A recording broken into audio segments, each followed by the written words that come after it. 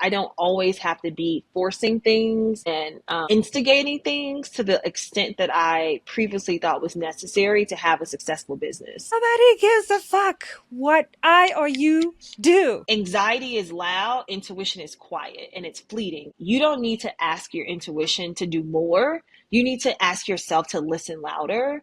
Not every question has to have an answer. So just let go. Sometimes it's just a good conversation. You don't know what's going to come from it. I call it shaking trees. I'm in my shaking tree season. Yeah, it's like listening to your soul. I was in sales before, and like the real money is in the follow-up. Didn't you feel like this is crazy? There's always so many things you have to do, but what people often don't make time for is time when they are in silence. No music, no podcast, no TV. I just feel so comfortable, like in the warmth. Sometimes when you're not doing, you're like, am I worthy? Like, am I successful? Do I deserve to be here? Have your own voice, show up, speak up. People should know who you are as the founder to buy from you. I'm wrapping up the first season. Woohoo!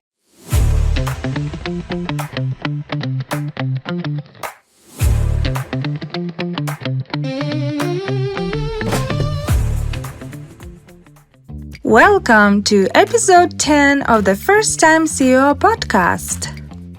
Today, my guest is Jacques Anderson, a founder and CEO of Lean Into Your Design. Jacques is Harvard-trained lawyer turned intuitive leadership coach. She advised on multi-billion-dollar deals before founding her wellness company and co-founded Duos, a digital health startup backed by $29 million. Jacques blends human design and executive coaching to unlock authentic leadership. We've discussed human design as a powerful leadership tool, pivoting career with purpose through intuition, leading with instinct and inner clarity, growing your business through community, finding direction in stillness and silence, and more. And with that said, I invite you to join us. Hello. This is the First Time CEO podcast, and I'm your host, Victoria. I'm the First Time CEO of Olympia. We provide entrepreneurs with AI teams. If you would like to streamline your operations, I will leave the link below in the show notes. I'm super excited because I'm here with Jacques Anderson. Hi, Jacques, how are you doing? I'm doing well. Thank you so much for having me on your podcast. I'm excited for the conversation. So we're gonna start with some inspiration for the audience. Let's do it. So Harvard Law School, closing multi-million deals. Then you were a co-founder of Duos, right? That's right. And you raised also, I think, 29 million, right? Mm-hmm. Yeah. And then when was that moment that you decided to pivot to your solo career in human design? Yeah, I mean, that's a great question. There were actually a few moments. So the first moment was to just do human design generally. And I honestly allowed in hindsight, I realized I allowed my curiosity and intuition to guide me. So I found human design very much on a podcast like this. It was with a woman named Jenna Zoe, who is really renowned in the human design field. And she was talking about like projectors and generators. And I honestly was just like, what are they talking about? Like, I love to understand how things work. I researched human design, fell in love with it, and then was like, why don't more people know about this? And so honestly, I started doing human design on the side. I was telling all of my friends about it. And then I got the ping or the intuition to get certified to do human design readings on the side while I was still working full time at my startup. I did that for a little bit, and over time, it just became clear to me that what I thought was a side hustle was the main hustle.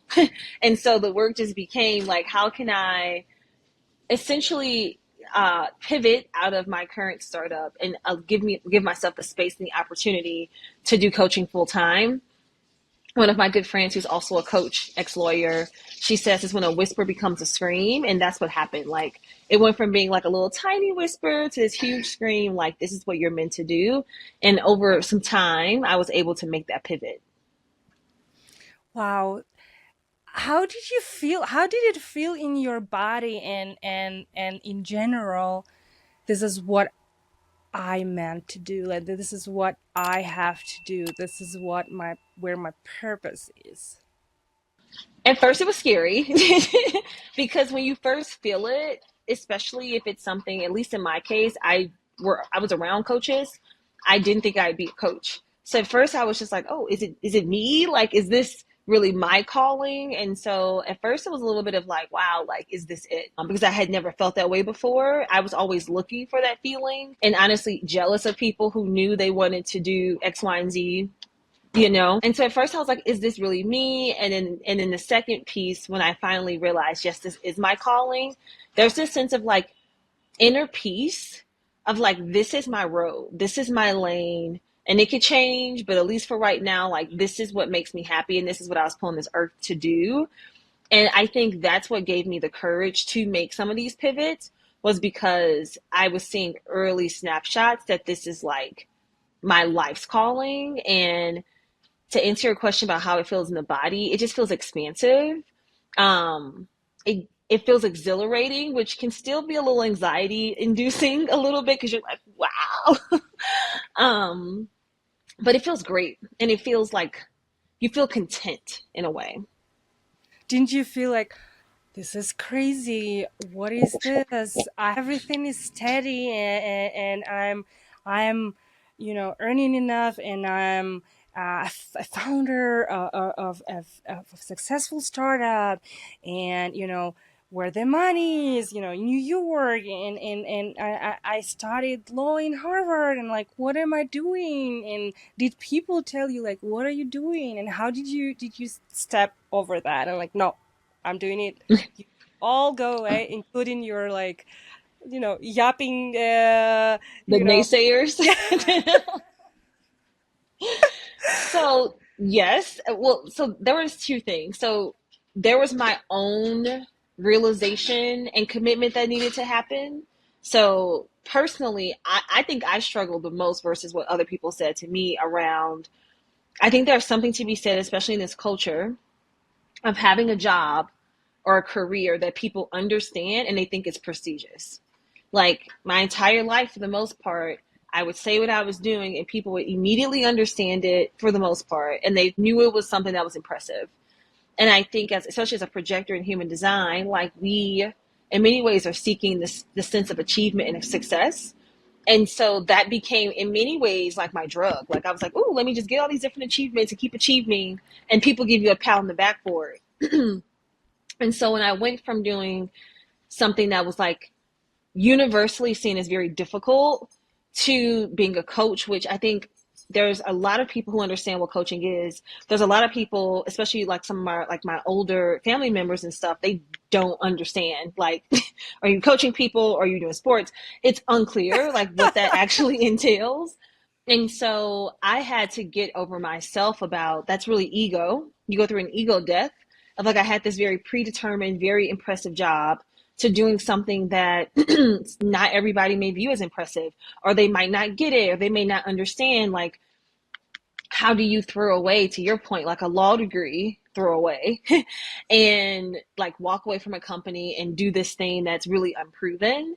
And so I had to do a lot of work on myself, and it was not overnight. It took a while to really first accept and then embody this change.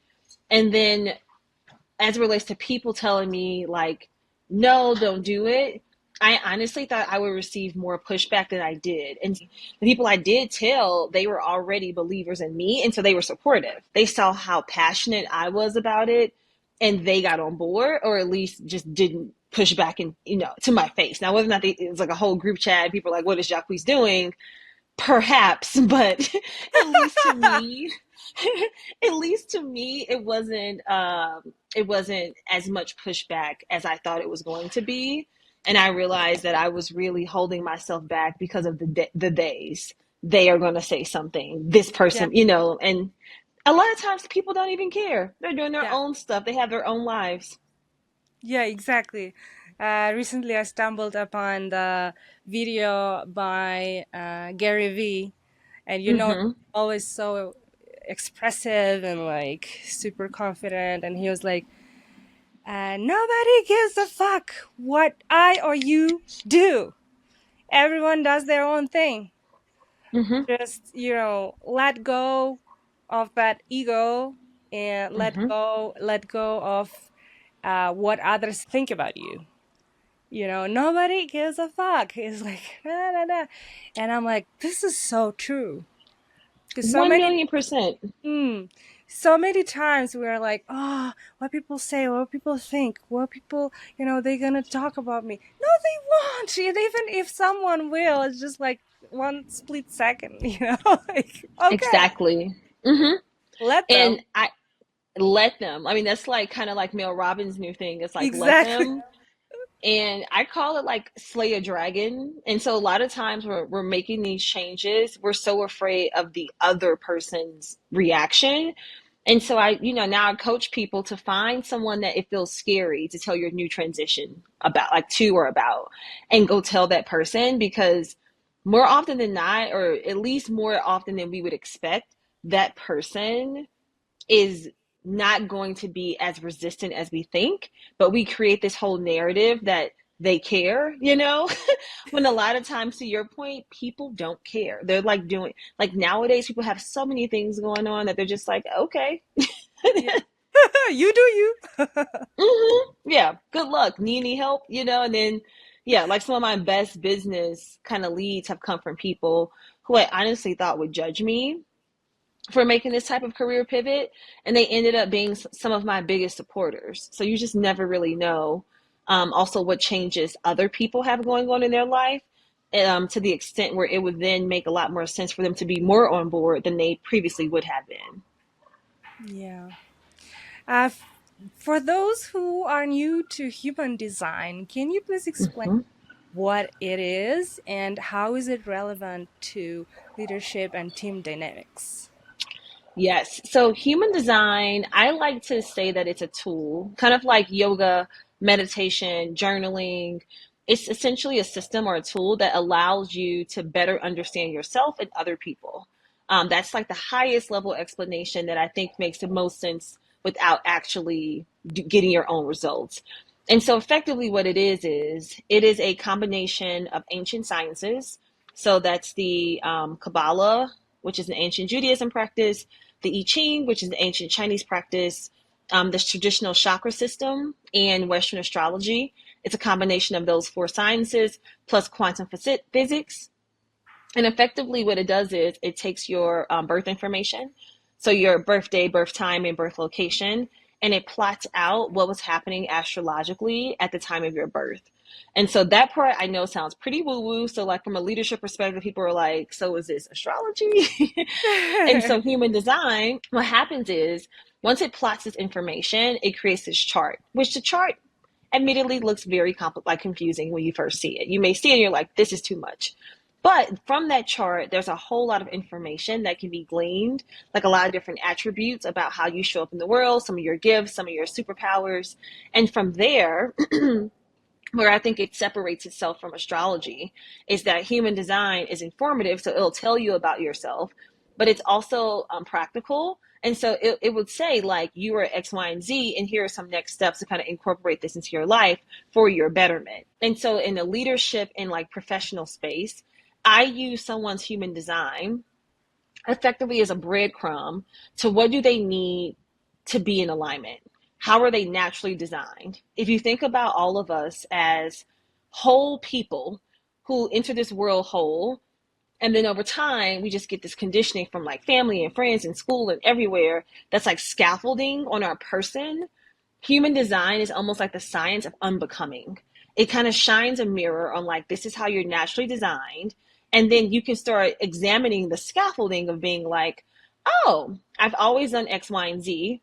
Is that because this is like something that's natural to me? Or have I been forcing it for so long because that's what's been expected. That's what someone showed me. And so in the leadership perspective and personal development, or even just like having my own business is so helpful because most of the time when people are struggling or having a challenge, they're doing what I call is like upstream swimming, which is like fighting against the current and trying to be like someone else.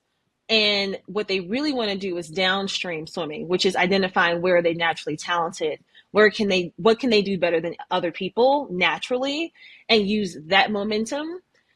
And that's where human design comes into play, because it's like, this is what downstream swimming looks like for you. And then it gives each person the opportunity to choose. I think I'm gonna ask this now. Yeah, like, please, let's jump into it. So I think it's relevant because we're talking about this now. So I know that I'm generator 4/6. So what Hmm. does it say to you about me? Yes. Okay. So a generator is what's called your energy type. And so your energy type is kind of like the number one thing to really learn and experiment with in human design, because the idea is, if you do nothing else, if you're able to kind of lean into your energy type, the rest of human design in many ways starts to happen naturally. And so there are 5 different energy types, and your energy type effectively shows how you're meant to like share your gifts in the world, how you show up, what's your wheelhouse. As a generator, what that means is you're someone who zone of genius is creating and building. And creating doesn't mean like actually being an artist, although it often can be. It can be creative in how you solve problems and how you go about your life. Building can mean like building companies, teams, brands, but it can also mean building families and building communities and building platforms like this. And so as a generator, you're someone who has the urge to like do, to like roll their sleeves up and to use their energy in a way that like puts out better energy into the world. And generators, the like number one factor to know about them is that energy management is paramount. That's because as a generator, if you're in a company and you're working with people or working on a problem that you love, like you like to do, you probably wake up with a full tank of gas. You're ready to go. However, if you're spending your time in jobs or relationships around people that don't light you up, then often your energy does the exact opposite. It like goes from being like super sparkly, you're ready to go in the morning, to I am depleted, I'm exhausted, no amount of sleep can kind of like cure this kind of almost depression a little bit that I feel right now. And so as a generator, it's great to work on things or work in companies that light you up. So like doing things like this, like your podcast and all of your different ventures, you're essentially, from what I've seen, following your excitement. Does that resonate at all? And I'll talk about the 4/6. I just want to check in on the generator piece. Yeah, yeah, definitely, Hmm. 100%. And I know we talked about it with you before, and I'm like, wow, this just makes sense. Yeah. And so, as a business owner, what I tell everyone, especially solopreneurs, because our time is so limited, is if you are a generator or a manifesting generator, whether it's at the end of the week, at the end of the month, on a piece of paper, make 3 columns and label those columns yes, no, just okay. And then think back, look at your calendar and think about, what were the activities in work or the people I was around that felt like a yes? Like maybe this podcast and like chatting with people like me, yes. And then look at what were the activities that were a no. Like, we are adults. There is some amount of life that we're going to have to do that we don't like. I have a client who I was chatting with this morning. She's a generator CEO, and she had to do like driving lessons because she moved to a different country and needs to get her license. And she's like, I had to spend a half a day in a driving lesson, and I already know how to drive. So she hated it, right? So that's a no. And then you look at your list of just okay. And I always highlight this last because to me it's low key the most important. And that's because as a generator and as a woman, especially, a lot of times our time can be dominated in the just okay bucket. And the just okay bucket are those things that are like kind of neutral. You didn't love it, you didn't hate it, you were just okay. And the reason I say that this is the one to look out for, because it's insidious.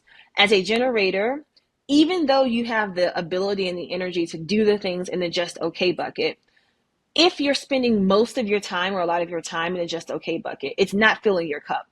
And in fact, sometimes it can be slowly or not so slowly kind of depleting your energy. So that's like something as a business owner and a generator I always recommend is seeing like how you're spending your time and how those activities have a hit or not on your energy tank. Wow. That's I just want to amazing. rant. That's so amazing. It makes so much sense. So I normally feel like I have to like regenerate my energy. Mm-hmm. So I have to wake Mm-hmm. up, I have to get grounded, I have to have days when I do only yes things, I Mm-hmm. fast, I read, it's slow, I slow down. Because if I don't slow down, then I'm burning out. Mm-hmm. Because it's Yeah. all let's go, let's go, let's go, let's go, and you can't Yes. always just go. Yeah. And as a generator, you might feel like you probably could just go in some instances, but like you said, you can only do it for so much. So a lot of people aren't don't realize that generators and manifesting generators are some of the most burnt out people, and that's because they do have a ton of energy, but they almost kind of like don't know their boundaries, and so they kind of careen off the cliff a little bit with their energy, and they're like, oh no, I kind of like overcommitted again. Now I'm back in this cycle of like saying yes to too many things. Now I have to like slow down and kind of take a break to recharge. Yeah, now the challenge is that sometimes because there is so much energy, you just doing, but then you're like, what exactly is that I'm doing and for what? What's the purpose of this doing? Like, so Mm-hmm. I started to distinguish, okay, am I doing just for the sake of doing? Or, Mm-hmm. there is a goal. Like, what is urgent? What is not urgent? Do I need to do this now? Or, so I have to like kind of stop and like reality check, Mm-hmm. brain check. What's going on? Yeah. And that's super important because they'll also help you with boundaries, which is another thing that a lot of generators sometimes struggle with, either in their personal and or professional life. Some people are really good with personal boundaries and they have none in work, or they're really good in work but like don't have any in their personal life. And that's because, to your point, a lot of generators do feel this urge to do. And it's possible as a kid you were allowed and maybe even rewarded for doing, where the more Victoria did, the better like she was seen in like the eyes of her parents and stuff like that. So there's a deep connection with generators, between doing and worthiness, that I always also recommend that gets investigated, because when you take a step back, sometimes when you're not doing, you're like, am I worthy? Like, am I successful? Do I deserve to be here? Yeah, yeah, Yeah. 100%. Am I proving someone my worth? Mm-hmm. Or what am I doing here? You Exactly. or I'm doing what I want and what I need, Right. or I'm still trying Mm-hmm. to prove my dad that I'm good, I'm good. All of us are, you know? And so to close the loop on your original question, so as a 4-6 generator, the 4-6 talks about how you will navigate life as a generator. So as a generator, you're this person who is creating and doing, and how you will navigate life is those two numbers. Your profile is usually expressed as a fraction. The first number is often like what you feel very consciously. I will say it and you'll be like, that's exactly me. And then the second number is more so like how other people see you. It's more subconscious, and it's something that kind of plays out often over the course of your life. And so as a 4, this is someone who deeply cares about the tribe. Like, they care about the community and they get a lot of their best business opportunities from the community. I also have a 4-6. I'm a projector. And leaning into my forwardness has been an unlock for business, because when I come from like a startup and like a traditional corporate setting, it's always like go market, like, increase market share and like go out and find strangers to buy your business. But as a 4-6, it's actually often better for us to lean into our communities and community of communities and start communities where we have like influence, and allow those communities to then naturally and organically cultivate business. Oh my god, this is essentially what I'm doing. For sure. And 100%. I feel like 100%. I feel like you felt when you switched to human design, to working with human design. I Yeah. feel so good. This is what I love doing. And I'm Mhm. like, why didn't I do this before? It becomes easy. You're like, well, duh, it makes so much sense. Yeah. And the opportunities will naturally find you versus, thinking you had to be some other version of yourself, like most of us had to. Hmm. That's incredible. Thank you for discourse into human design. Always. There's something interesting that I found on your LinkedIn profile is that you Hmm. called a Swiss Army guy in a startup world.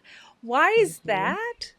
And how did you get those, sharp tools from a startup world to building Hmm. to your design solo venture? Mm-hmm. So Swiss Army knife, I felt like I was someone who was a generalist, and I loved that. So early in my career, especially when I was an attorney, someone explained to me that more or less there are often two types of like people or workers. There are people who love to be more of like an expert and authority, and they might know one or two different topics and they can go super deep. And that's kind of like a specialist in law often.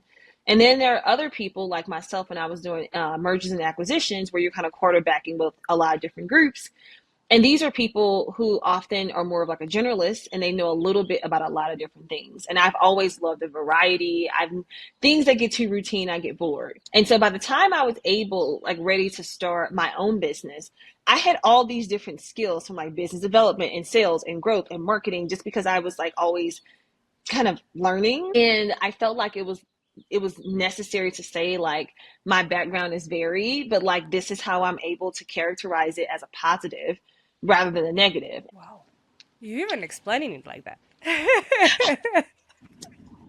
Sharp. I was trying to be, I'm like, am I rambling? No, you're good. Okay, very, very cool. I love that perspective. I've never heard about anything like that. This is very fresh and new, and I'm how do you say, learning or going?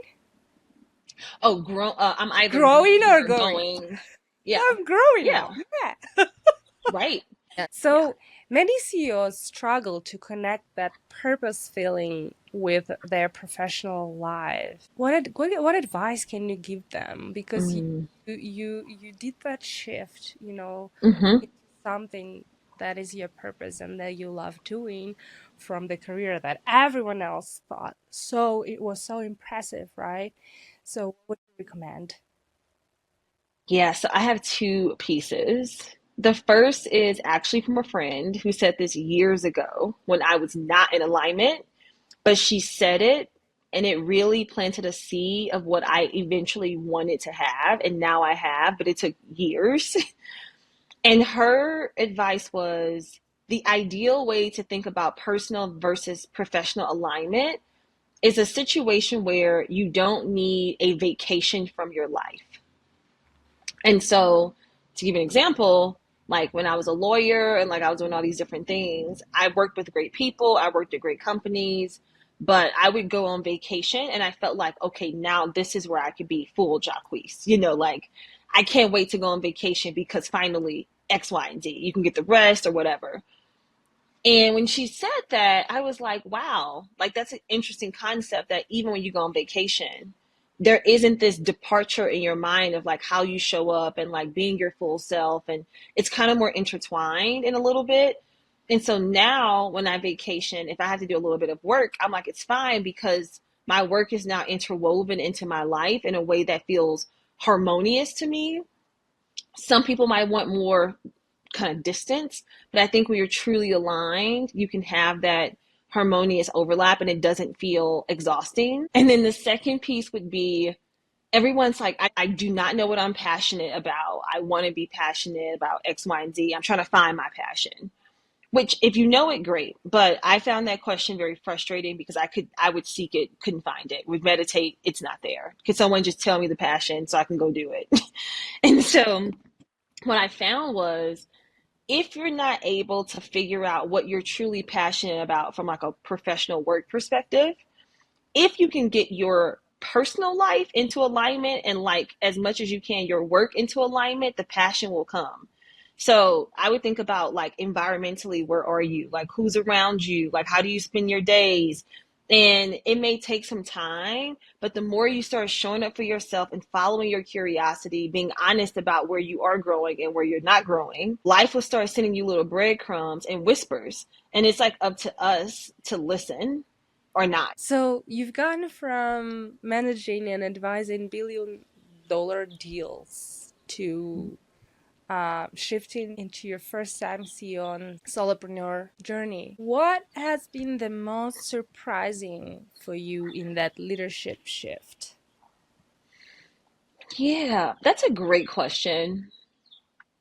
I think the most surprising leadership shift I found, this is personal. I think different people may have a different answer, but mine is I feel like when I was like being the advisor on deals and doing more corporate related work, the way I approached the work was always with a very like analytical and rational, data backed, data driven. What does the rules, law, facts say? It was a very like kind of masculine approach really to leadership. Like, what do we have to do? Kind of like getting down to brass tacks. And the biggest shift or surprising shift I've had to make, it wasn't surprising, but it was a big one, was rather than leaning on best practices and analytics and data, which I still use in my business today, allowing my intuition a front seat. I felt like my intuition before, I would listen to it, but I wasn't leading with it. Now I'm leading with my intuition. And then I'm like, in many ways, using data or like qualitative information or whatever to kind of back it up. So the process in many ways has been not inverted, but I've given my leadership has taken a much more intuitive quality that was just not present before. Hmm, that's cool. Just having this sinking. I'm just gonna say that anytime when I'm like in your energy, even Hmm. through the screen, it's like it gives me this reassuring vibe that you know you're good, you're where you need to be. I don't know why. It's not like you're telling me this or you want to tell me that, but I just feel so comfortable, like in the womb, like a big womb. That makes me so happy. I think that's because you are aligned with who you are, that you're comfortable with who you are, and that you love doing what you're doing, and you're so calm that I mean, I'm an empath, so I'm like, yes, not so good. Yeah. Hmm. What was the first thing you got wrong as the first time CEO, and what did it teach you? Oh, that's a great question. Also, thank you for sharing how like my energy makes you feel. And that's because projectors like myself, they can make other people feel seen. So they can see them without consciously doing it. But projectors have the hardest time seeing themselves. So I would have never known that you felt that way. So I appreciate you saying that out loud to me. Thank you. Oh, I'm happy that Um, I that. I mean, and as a coach, it's just kind of like what's your brand promise? And the thing I love about my coaching style and like human design is that it gives you license to just be who you are, to be your authentic self. And it's not like a one size fits all approach because I feel like some coaching can get very like prescriptive. So that's like the energy I want. So I'm glad that it's flowing to others because I think of myself truly as a guide and a co-pilot versus like a leader in the same way of like telling someone what to do. It's like we're here together and like let's chart this path forward. So I appreciate that for sure. And to answer your question about what I got wrong, oh man. So the very first thing I got wrong was, and people are gonna be like, "What was hiring a?" Well, it it was hiring a social media manager. So when I first started, I was still working my full time job, and I had like led our marketing department, so I had a good sense of like these are the kind of freelancers you need to get. This is like how you build a marketing funnel. Like I knew the call it like the skeleton of like how to prop it up. And at my old company, when we needed a person to like handle social, we hired freelancers. We didn't have someone internal do it. And so when I started my own business, I was like, okay, great. I'll just go hire a freelancer, like, kind of what I did before. And I found this woman who I think was fantastic from a helping me just get off the ground perspective, like just having someone who also knew about social media who I can like bounce ideas off of. So that was the good part. Why I say it was like a little bit of a mistake in hindsight was because I realized that because I got her at the very beginning, I did not do the requisite work to find my own voice. I was essentially giving my agency and my voice up to someone else rather than being like, I've thought about it and this is what I want to say, and then going to a person and being like, this is what I want to say, help me figure out how to say it. I was just kind of like being like, what should I say? Like, these are the things. Like, it just wasn't, it ended up coming out much more cookie cutter than I wanted it to be. And that's because my authenticity, my energy wasn't in it. I was kind of giving that up to someone who I was like, they're the professional, I'm not the creative. Now I'm like, no, I am the creative. This is my content. This is my energy. What do I want to say? And then figuring out like how to package it. And so it took us mutually deciding to like no longer work with each other for me to then create the space, or more like the necessity of like, what do you want to say and how do you want to say it? And I could no longer effectively hide behind this well-meaning woman who was trying to help me with my social media. Yeah, and saying how she want to say, right? Hmm. Yeah. Yeah. Like she was great. I just felt like it wasn't right at that time. Not that having resources is the wrong Yeah. move. Yeah, yeah, yeah. So, what did it teach you? Did you learn what do you want to say and how do you want to show up? It taught me that I need to figure out my voice, my perspective, and my own strategy first before I bring in someone else at this juncture of my business. Some people may disagree and they have a different approach, but this is where the intuitive side of me has started speaking more clearly, which is you can definitely go to an expert, you can definitely form this work out, but you bypass some of that deep work, especially with this type of work that you need to do to fully understand your point of view and perspective before you can then expect anyone to get it or to be able to help you. Like getting your own foundation first and then finding help was like the big lesson. Yeah, that makes sense. I'm convinced, unsubstantiated opinion, but I feel like as a coach and a service provider, we give off certain energies and frequencies, and that's what our clients are looking for. But if my kind of call it my digital footprint, it doesn't reflect my true energy, then I won't attract the kind of clients that are truly aligned because they are getting attracted to this other woman's energy that's not my voice Yeah, exactly. versus them, yeah, them clicking with me. Yeah, exactly. They, you know, I don't know. This is just I talk about it every interview. I swear it comes everything comes to self-branding and who you are and how you show up and people buy business from people and Mm-hmm. they look at the founder and how they can relate to the founder and all that stuff every single interview, and I think this is the biggest thing I learned from my podcast. Be yourself, be authentic, have your own voice, show up, speak up. People should know who you are as the founder to buy from you, and it's incredible. It's just like Mm-hmm. everyone is aligned. Everyone is, starting to understand that. Uh, Mm-hmm. Even big brands, they're like, your CEO is a face of a brand. It shouldn't hide behind and like tell everyone what to do. Come up front and show the story. Show Mm-hmm. them the storytelling tool and get the community around, not vice versa.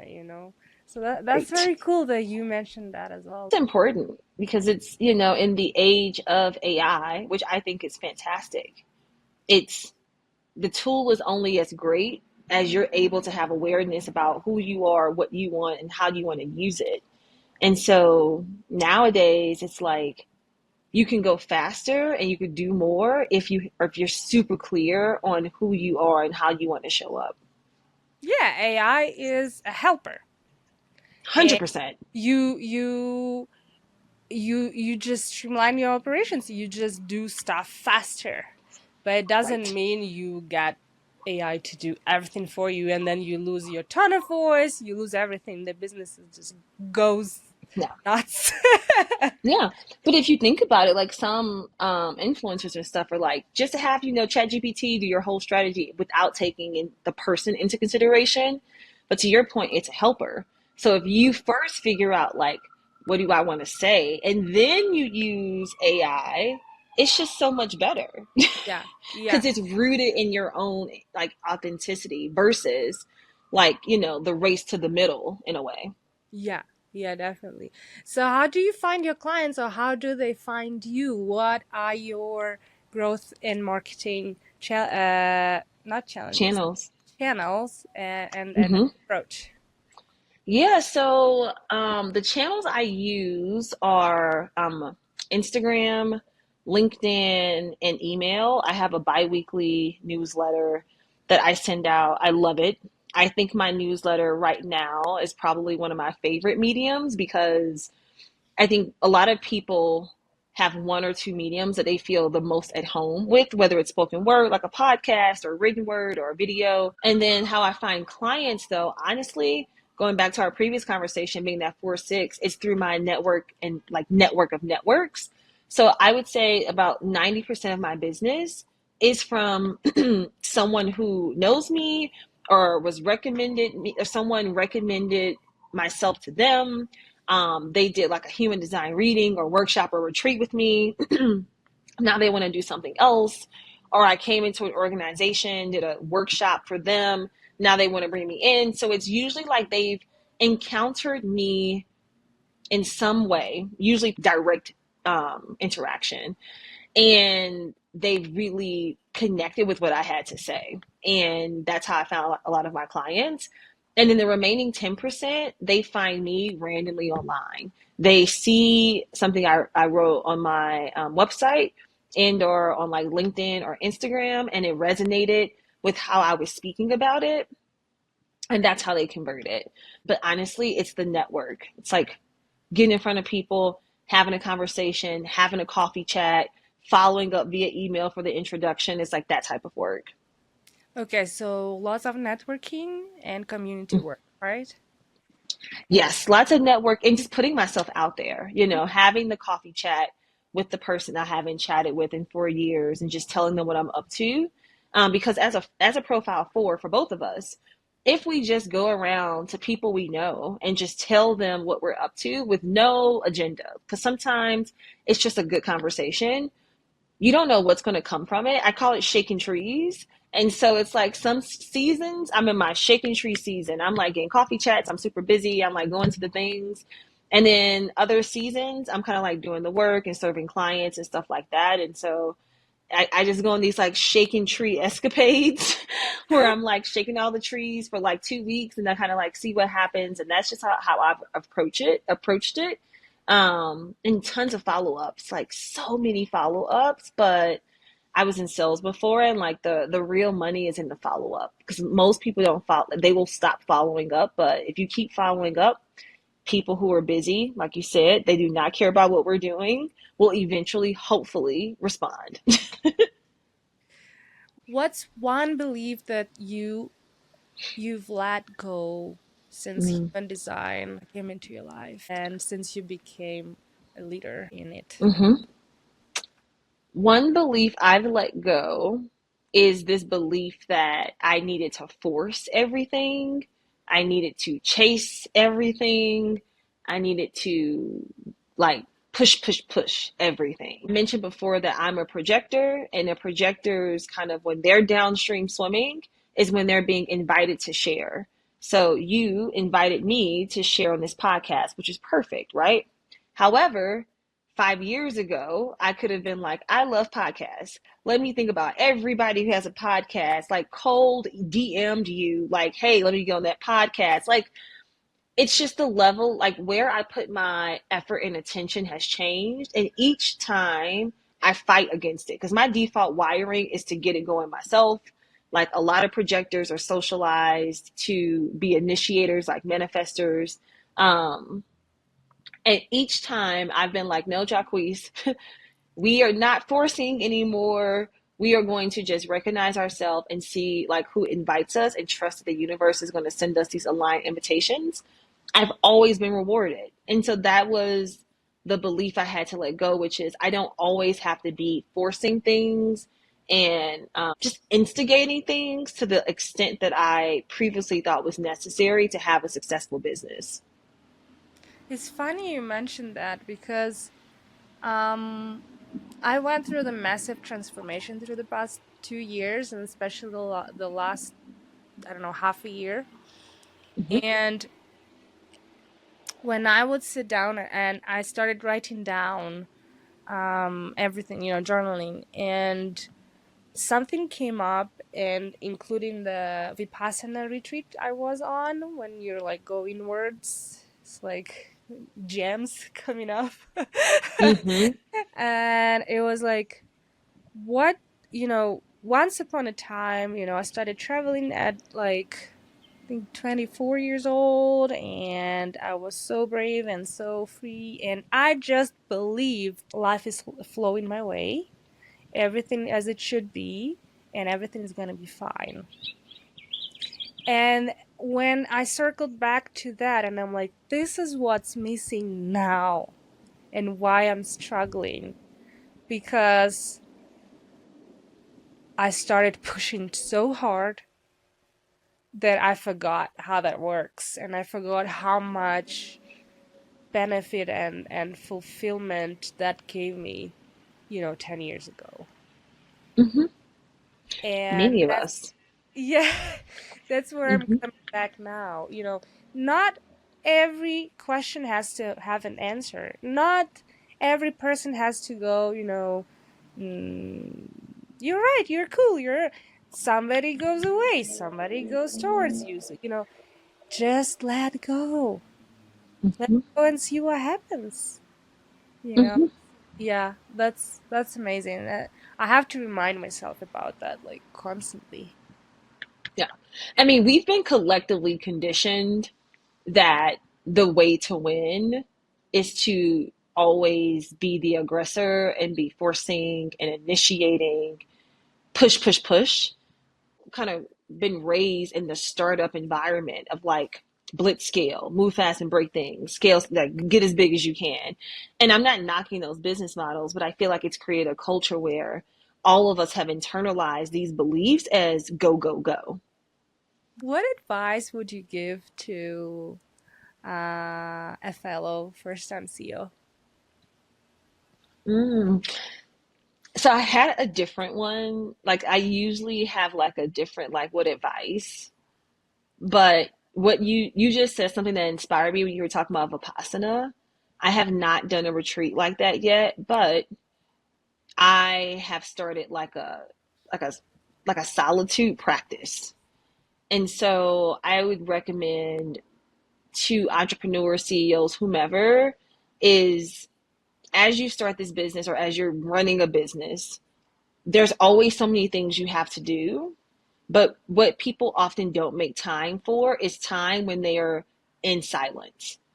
No music, no podcast, no TV, no whatever, like just slowly in your energy and by yourself. Preferably in nature. Because, Preferably in right, nature.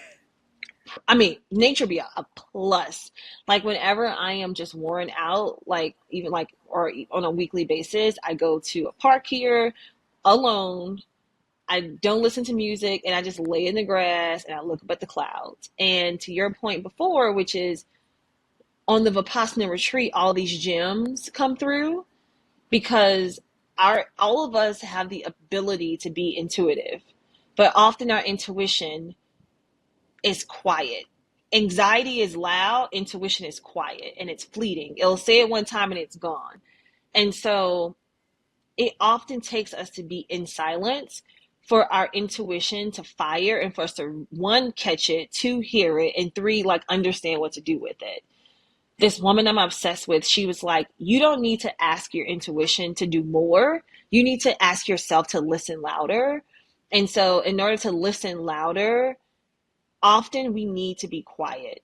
And that means telling friends, family, whomever, they're like, I need this hour or this 30 minutes and getting in silence wherever you can get it, especially if it's in nature. But honestly, sometimes I do my nighttime routine, just like brushing my teeth, washing my face in silence, because I used to do it with like music playing, which is common. But it's like, where can you find little bits of being in true silence, not around people and not around others' energies? Because often people are in silent or in solitude, listening to audiobooks and podcasts and stuff, which is great. Love a podcast. But it's like, turn it off, be in your own energy and just allow that inner voice the space and the time to really start firing. And that's another way you can start finding your passion, making sure you're in alignment and like understanding your next business steps. Because when I get super quiet, all of a sudden my intuition is telling me things about stuff that won't happen for like a year from now, maybe 2, 3 years from now. And I just write it down. So get in silence, write it down, and then know, to your point, not every question needs to be answered right now. You don't have to figure it out right now, but at least you have it written down and you can always come back to it. Yeah, it's like listening to your soul. Hmm. But if you don't make space for the soul to speak, then you're following everybody else's recommendations on how you're supposed to live. Yeah, and there is so much information out there. You will find Oh any my God. but your will, but your wish, Hmm. but what is your soul telling you. You have books and podcasts and videos and relatives and partners and everything. Like, who are you? Get quiet and listen to your soul. Yeah, I love that so much. I love that a lot. um okay, so last question is about resources. First of all, Hmm. how people can find you and dive in with you about their human design type. Second Hmm. of all, maybe you have a blog or maybe it's some resource you can recommend for people to read on human design. And then maybe if you want to recommend um, some resources good for business leaders, first-time CEOs. Ooh, love that. Okay. Love this question. So people can find me on Instagram or on my website. My website is my first name, last name.com. Yeah, So and sorry jacquesanderson.com. for interrupting you. I will leave all there in the show notes, you guys. Hmm. So all the links will be there. Perfect. So from my website, people can also run their human design charts for free. They just need their birthday, birth time, location, and you can run it for other people as well to see like not just you, but the people in your closest circle.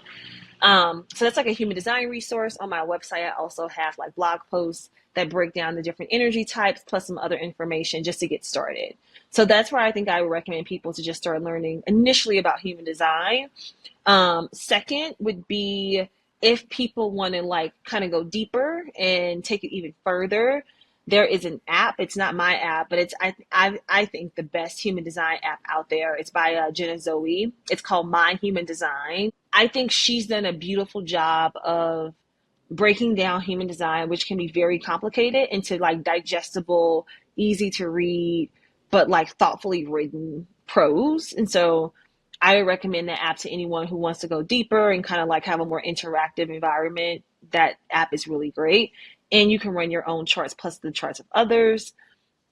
And then third, you were asking for business resources for CEOs. Um, I would say the biggest resource I love, I'm like always about the resources because I'm like, which one is most applicable? One of my favorite ones, I'll say one that I feel like people probably don't say, 'cause it's probably like books and stuff. There are two apps or like Gmail plugins I would recommend. One is called Boomerang, the other one is called Mixmatch. They both kind of have similar functionality, and essentially what it is it's a plugin, especially if you use like Gmail or G Suite into your email, and it's a tool that allows you to automatically follow up with people. So when you send an email, you can say like if this person does not respond in like 2 days to follow up, you can add notes. You can share your availability directly into the email. People can just click on it.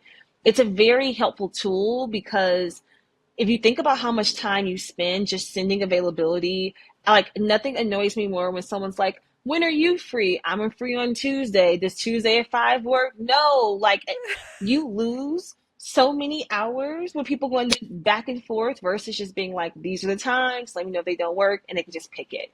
Or having to do the mental gymnastics of trying to figure out like, did 7 people respond to me?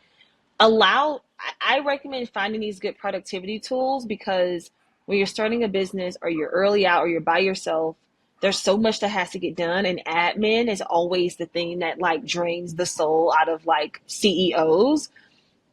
So if you can't hire or right now it's not a good time to find like a human to do it, like a VA or something, find tools that can automate this process for you so that you don't have to do the mental work because you already have a huge mental load of just stuff you got to do, of like having to remember if I responded to Victoria's email 2 weeks ago and like, am I available at 2 p.m. on a Tuesday? Like, no, let's save our thought processes for higher level things.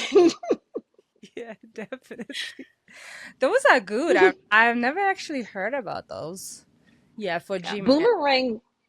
Boomerang is the lightweight one I recommend to people, maybe to start first. Mix Match is another one. It's like a bit more firepower behind it. It's like I would recommend it if someone is doing like a lot of sales calls and like has like a pretty active funnel, and it's a little bit more expensive. So I would start with Boomerang if people are unfamiliar. But if you do like a lot of sales work, where you have like a lot of emails to send, Mix Match could be a really good resource. Ah, well, this was just like swimming in the warm ocean here in Oaxaca. Thank you. I had a great time. This has been fantastic. I can do these all day. All day, every day. Yeah, same. Thank you so much for your wisdom and for all the knowledge shared. I had a blast. Thank you. And I just appreciate the chance to share. Thank you. Yeah, thank you. I'm grateful as well. And you guys, I'm wrapping up the first season. Woohoo! I'm so happy to share all this knowledge by incredible people I have as guests. So I'm absolutely ecstatic. So this is the closing episode of the first season. So what's coming next is season number 2. I'm gonna have a break for May. And when the season 2 starts, I will publish a book and you will be able to pre-order and track my progress. The book with 50 interviews, and it's gonna be complete early next year, and I'm also super excited about it. I invite you to try Olympia, try our AI teams that help you streamline your operations. Click on the link below. Thank you all so much for listening, for being here, for showing up for yourself and getting all this information to grow as entrepreneurs and individuals. And I will see you all very soon in season 2. Bye bye.